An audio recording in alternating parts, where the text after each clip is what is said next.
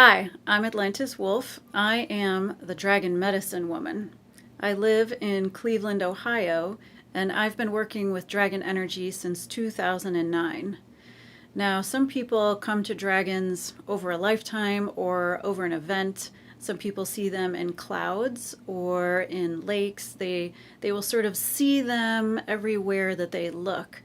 For me, although that is true now, at the moment when all of this began, I had no connection to dragons. I didn't grow up with them in the family. I didn't have any kind of childhood connection beyond I thought they were cool, but I also thought that unicorns were cool and fairies and gnomes, and to me they were all equally magical and cool. But one day I was on the phone with my dad and I was getting ready to go on a trip. And it was a trip where he was going to be there and he was going to leave the house where I was going to be staying with my kids, who were very small at the time. They were about 4 and 6 years old.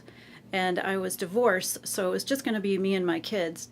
And my dad has a very controlling nature, and we were leaving in a day or two, and he had been controlling and asking and sort of scrutinizing the trip, which originally was going to be for a whole week, and had been sort of, well, maybe I should stay there when you get there, maybe I should come sooner, and maybe, until in this conversation, while my kids were upstairs asleep, I was downstairs in the office, sort of in a side room, and he said, maybe I'll just leave 2 days early and come back 2 days early, which would mean that week would be turned into a day and a half for me and my kids after not having a vacation or any kind of time off and owning my own business and being in grief because my mother had died the year before, and sort of just feeling very ground down to nibs, working hard, trying to get everything pulled together for this trip. And it was sort of that last straw. And because he's been like that my whole life, I became very small as a teenager. My energy was pulled in, I was very quiet. And so it was sort of this moment where, after being crushed over and over and over for years and years, even after being married and having a house and kids, when he said that, maybe I'll just stay, it broke something. And I had this experience of feeling like there was a red dragon coiled around my hip bones, but not outside of my body. It felt like it was inside my body. And it was this feeling of coiling and spiraling.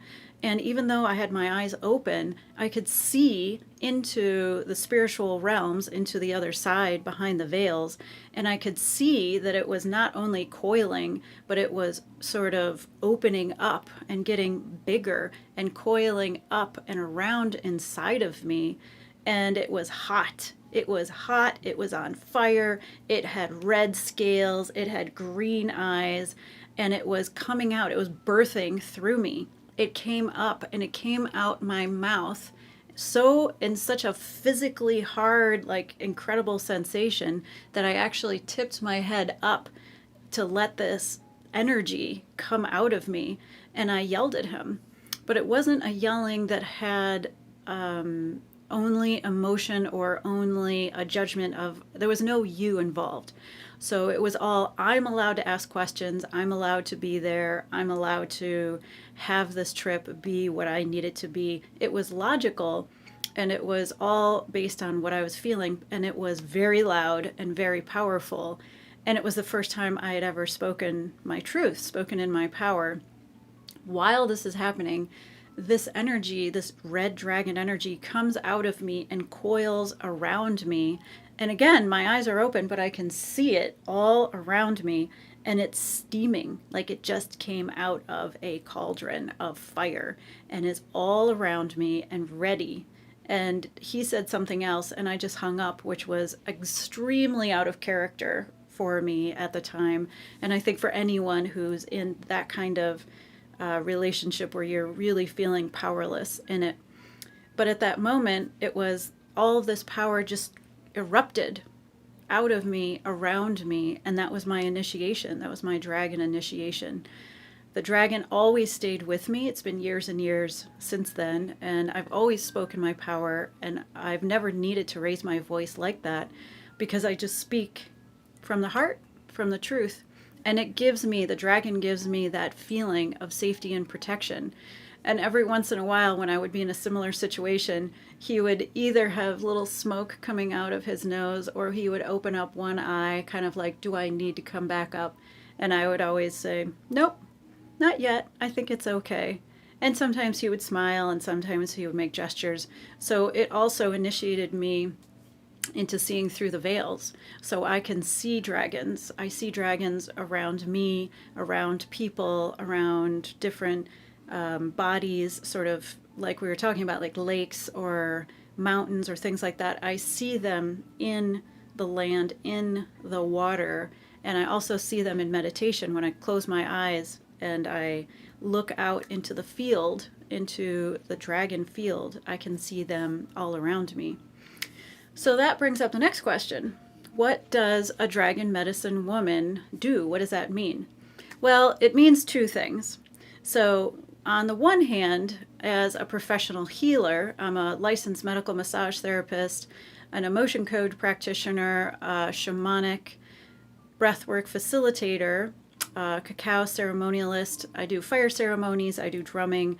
I have all these different modalities to help heal people, to move them through pain, physical pain, emotional pain, psychic pain. This is all my territory. This is my business. This is how I bring my gifts into the world.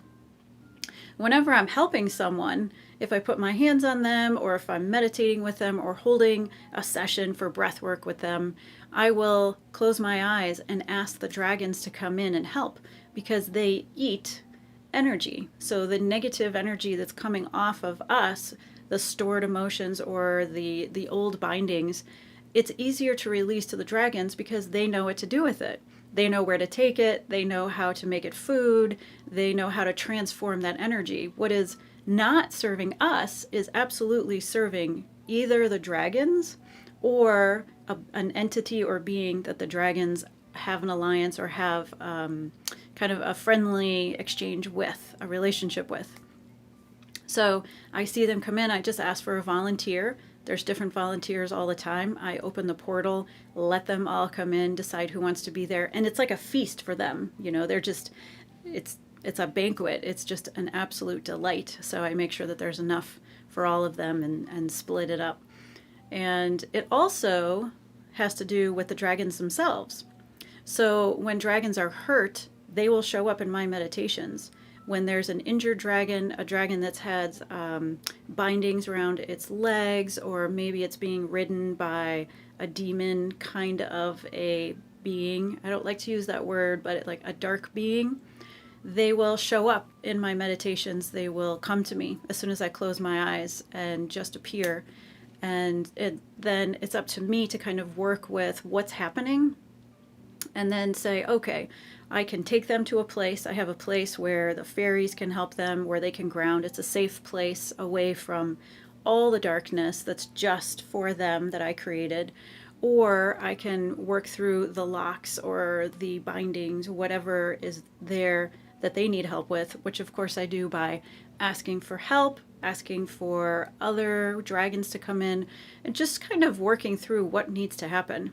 Now, why I have this ability, honestly, I have no idea. It's a natural gift that comes through. They present me with a problem, and I've always been able to find a solution. I imagine it's because I have a good imagination. I don't know how else to put it. I'm good at inventing ways to help people and dragons. My background is in engineering. I mean, I have a lot of sort of skill in analyzing and looking and sleuthing and figuring things out. So if you come across a dragon and that's sick or ailing or in need of help, absolutely contact me. If you're feeling connected to dragons and you think that they would be helpful in your healing, contact me. I would be happy to help out with that too. And the question now becomes, how do you know you're connected to the dragon field? There's so many kinds of dragons. There's so many different ways to work with dragon energy. not just because they're masculine and feminine. They exist before they were created and exist in a place without duality. So they don't have a split between their ego and their heart, their head and their heart. They are completely whole and complete, like the angels. So the angels and the dragons work together, existing before the split, but also it has a lot to do with personal power. So when you're ready to step into your personal power, that's usually a time when they can show up. So to find out if you're connected, how you're connected, what clan, how they want to talk to you, and maybe, your clair is to be able to see them, hear them, feel them, just kinesthetically, like feel that they're around you or feel that there's this energy around you and you're sure that it's a dragon. How do you know? I am going to give you a little walkthrough meditation, a little guided meditation, nice and short. It's just a nice way to say you are or you're not. And newsflash, if you just want to work with dragons because you think it's cool, they are not going to show up. So I'm afraid that the first law of working with dragons is you have to be called. They will call to you. You don't call them. That's just not how this particular magic works. Maybe other ways of magic also are like that. I don't know. This is what I know. But one of the things that is absolutely certain, they call you. They will come into your life. They will present themselves to you. They will show up in different ways and over and over and over. And then you accept the call. But once you do, you could take a break, but you're in and you're all in. And probably it's going to be in a situation where you need extraordinary help. You are in a place of being able to surrender to divine will and willing to accept extraordinary help. So, come along with me, take a little ride into Dragonland. And the first thing you want to do is just settle yourself, just kind of take a few breaths in through your nose, out through your mouth. It's always a good one to move your sympathetic nervous system into parasympathetic to be able to rest, digest, have a good cry, or in this case, have a good little journey. So for this little journey, I want you to feel settled in your seat, settled where you are. You're going to be going into your heart. So what's happening on the outside is inconsequential. It doesn't matter if there's something outside the window, outside the door, anything like that. The only thing that matters is that with every breath, you are coming closer, closer, closer, and closer into your own heart. With every breath, bring your love and attention to your heart. If it's easy for you to put your hands on your heart, go ahead, put your hands on your heart. Breathe in, breathe out. Your heart being 60,000 times more magnetically charged than your head, just center yourself in your own energy. Breathe and let go.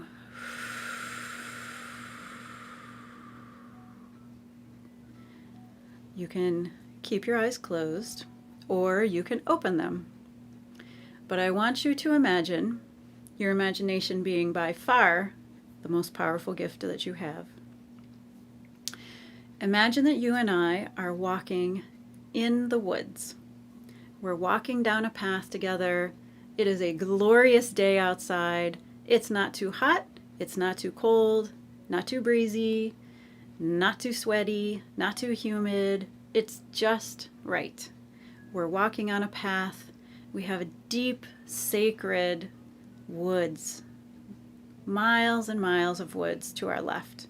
We have a river to our right.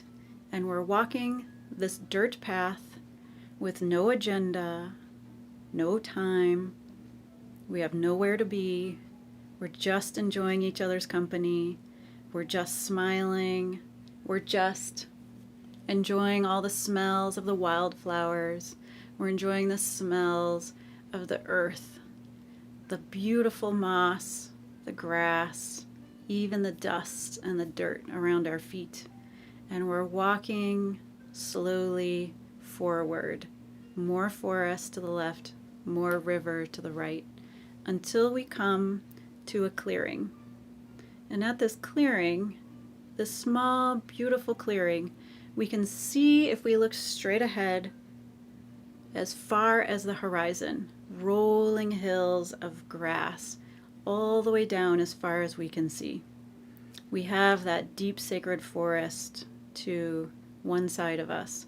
We have the river to the other side of us, including a bridge that goes over the river and into another piece of the forest, much darker. It's going down into the earth. Above us, there was only sky. When we look over our heads in the clearing, we see a blue sky with only a few clouds. Here we sit together. We have a moment together where we sit, we breathe, we settle ourselves in this spot. Here is a place where any dragon could come. The water dragons could come out of the water and talk to us. The earth dragons could come out of the earth. The forest dragons could come out of the trees with the fae, with the gnomes, with the invisible people. The sky dragons and celestial dragons, the galactic clan, which is the one I'm part of, could come down to greet us. And we have so much time that all we need to do is sit here, wait for one to come. Wait here, close your eyes, and feel who is coming for you. I'll give you a moment to be in that space. Allow a dragon to come to you, or another being. You may be connected to beings other than dragons. They may be just leading you to this place so that you can meet other beings. So I'll hum for you and let you have a moment to explore this space right here.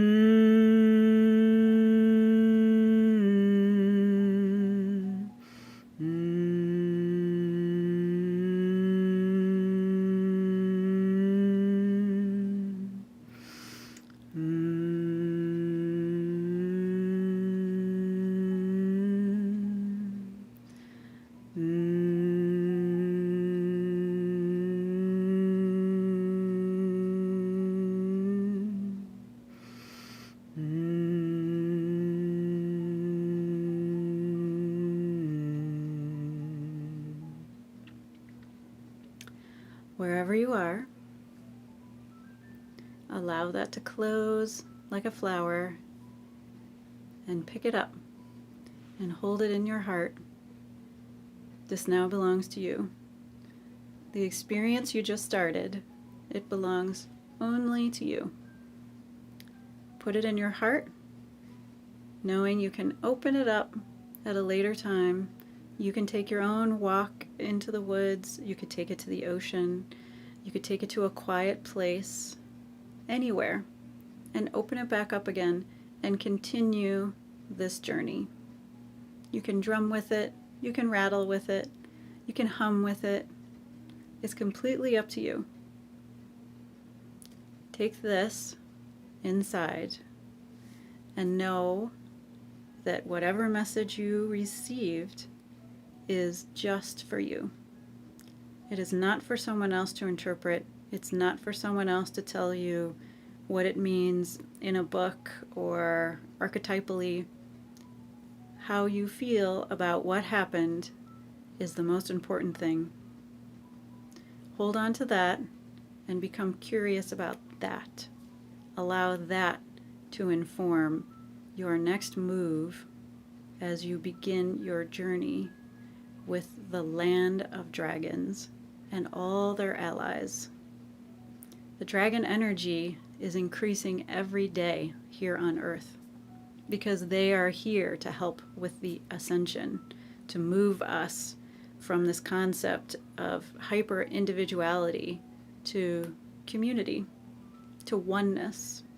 They are here to help us shake off all of this programming and move into what we all remember, which is being one connected web of life.